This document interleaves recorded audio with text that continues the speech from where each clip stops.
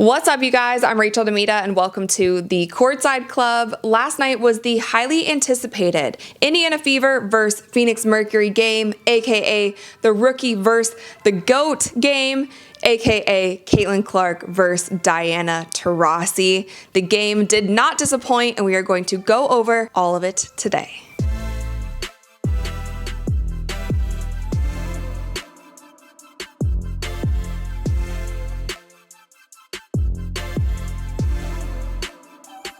Last night, the Indiana Fever defeated the Phoenix Mercury 88-82, and after the game, they tweeted reality check, #FeverWin.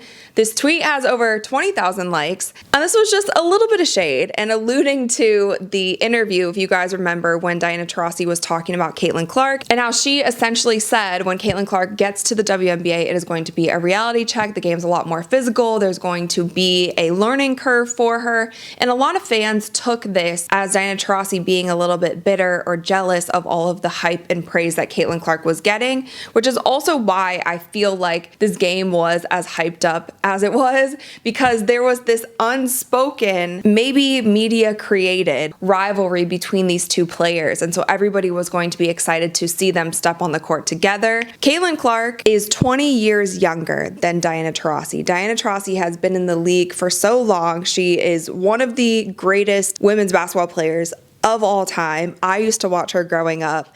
And so this was just such a passing the torch moment. And I think a lot of people were also anticipating how these two are going to act on the court. Was Diana going to be cold towards her? Was she going to go at her? Were there going to be any hard fouls? And to all of our surprises, it seemed like Diana Taurasi was a lot warmer than we could have anticipated. There were shots of them before the tip-off where Diana gives her a hug and says some words. Brittany Griner does the same thing. And then later on in the game, it's honestly so funny. There's so many different angles from fans of Diana Taurasi and Caitlin Clark, like talking to one another and kind of laughing a little bit on the court. And honestly, you guys, the game last night, to me, it was such a good game. It was so highly competitive, but it wasn't dirty. I'm gonna say that with a caveat. It was, for the most part, not dirty. And the only dirty plays that I saw came from Brittany Griner, and they weren't on Caitlin Clark. They were on other Indiana Fever girls. There was a time that I thought should have been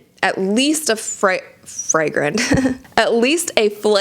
one. There was a time where Brittany Griner throws her elbow into another girl's throat on the Fever, and I thought that was a nasty play. There were times that she was just getting chirpy that to me didn't make sense. It just felt like she was getting frustrated on the court. But aside from those moments from Griner, I feel like for the most part, it was just well played basketball. It was aggressive, it got chippy at moments, but it wasn't these cheap shots that we have seen. But I wanted to take a look at what Diana Taurasi had to say about Caitlin Clark after the game, because it's very different from kind of what she was saying before the season started. I mean, it's amazing, what Caitlin's been able to do in her short career so far. It's just been nothing short of remarkable. And the one thing that I really love about her, she loves the game. You can tell she's put the work in, and even throughout her short WNBA career, it's been a lot of pressure, a lot of things thrown at her, and she keeps showing up and keeps getting better every single game. So her future is super bright, and being a veteran and being in this league for a long time, it's pretty cool to see that and, going into the future. So when I was growing up, I used to watch Diana Taurasi, and that was the era when Tennessee and UConn were the two top women's basketball teams, and there was nobody who was in striking distance of those two. They were always going at it, and I was a Tennessee fan. So I actually could not stand Diana Taurasi. I hated her for the pure fact that I was a Tennessee fan, and honestly, she was just so unstoppable in college, and she was so competitive, and she was such a winner. I just didn't like that, and she had this little edge about her too. Like, she's never really come across as the nicest person per se, and so I never liked her through college. Then even in her WNBA career, obviously could respect her game, but there was just this little, I was always a Tennessee fan, so I didn't like her. Then I get invited to do this event in Vegas, and she is going to be there, and we are going to be working together. And I remember having this preconceived notion on how I thought Diana Taurasi was going to be, just because of my bias and you know, just thinking like she's such a killer on the court. She's probably not that nice of a person either. And I remember when I met her and was working with her, I couldn't have been more wrong. She was so warm. She was so friendly. She was just so welcoming there. And obviously, you know, we weren't in a setting where we're competing against one another, but I just remember thinking like I felt bad for the however many years I didn't like her for the pure fact that I liked Tennessee. But she honestly, when I met her, she was such an awesome person and so knowledgeable about basketball. It was myself, it was Diana, and it was Kenny Smith. We were working together, and Kevin Garnett as well. And just the basketball conversations between us four were, I don't know, just like so memorable.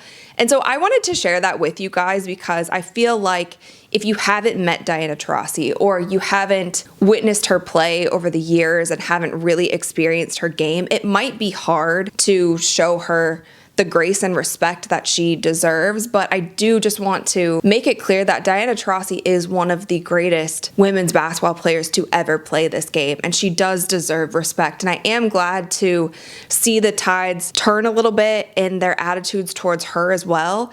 I remember at the beginning of the season, I actually stood up for Diana Taurasi when she did say certain things that she said about Caitlin Clark. One, I know that she bleeds UConn. Obviously, she's going to be a little bit more complimentary of the girls who are coming out of UConn. And so, and I was one person to like stand up for her and be like, hey, she's just like she's a competitor. She's kind of like that. She doesn't really give praise easily. You almost have to earn it from her. But here is the prime example of, okay, now Diana steps on the court with Caitlin. She sees how she can play. She talked to her quite a bit. Caitlin has always said that she idolizes Diana Taurasi and that's someone she looks up to. And they had a moment, and then now post-game, Diana Taurasi is able to say like, hey, I appreciate her game, what she's brought into the game, and it's going to be exciting to see like her growth. There's photos of them going around with the two hugging after the game. And the Phoenix Mercury also tweeted a photo just today of Caitlin and Diana, and it says, from one generation to the next, our game is in good hands. And I thought that that was super classy and super cool. And it's really that warm embrace that WNBA fans and Caitlin Clark fans and rookies of the WNBA fans have wanted. They've just wanted a sense of like, hey, let's welcome these women in. These women are changing the game. Let's welcome in the girls who are doing it. And I feel like last night it turned the tides a little bit, and it was really cool to see. I wanted to mention really quick just how big of a win this game was for the Indiana Fever. They were going up against 3 women on this Phoenix Mercury team who are on Team USA, and that's Kaylee Cooper, Brittany Griner, and of course Diana Taurasi. So Caitlin Clark ended the game with 15 points, 9 rebounds, and 12 assists. It was just 1 rebound away from a triple-double. Diana Taurasi ended the game with 19 points, 3 assists, and 3 rebounds. With Caitlin Clark having to get her teammates more involved in order to get this win, there were 5 players on the Indiana Fever who scored in double digits, which I also thought was really impressive. Before we wrap up this video, you guys, I wanted to do a quick rookie year comparison of Caitlin Clark and Diana Taurasi. I will put their stats on screen right here so you guys can see it. And for anybody who has been doubting Caitlin Clark in her rookie season, there is a current MVP ladder that FanDuel just put out today, and Caitlin Clark is the only rookie who is on this MVP ladder. As you can see, she is surrounded by greats: Asia Wilson, Collier, Thomas, Stewart, Kalia Cooper, who just guarded her last night. The only player to win MVP in her rookie season was Candace Parker. We made a whole video comparing Caitlin Clark to Candace Parker. Make sure that you guys check that out if you hadn't, but she is the only one to ever win MVP during her rookie season. I'm not sure if Caitlin Clark will be able to do it this season. She's obviously helping her team so much. They are halfway through the season. Maybe if her team continues to improve and beat some of these really great teams, then maybe she would have a chance. But I feel like this year, the cards aren't really falling that way, and Asia is having such an incredible year. I feel like it will probably go to her once again. So let me know in the comments if you guys watched the game last night and what you thought about Caitlin's interactions with Diana Taurasi. Make sure that you thumbs up this video if you enjoyed it and click that little subscribe button. We are so close to 300,000 subscribers, and I'm just really hoping that we get there soon. So if you guys wouldn't mind helping me out, click that little subscribe button. We upload new videos every single week. And with that, I will see you next time. Uiana.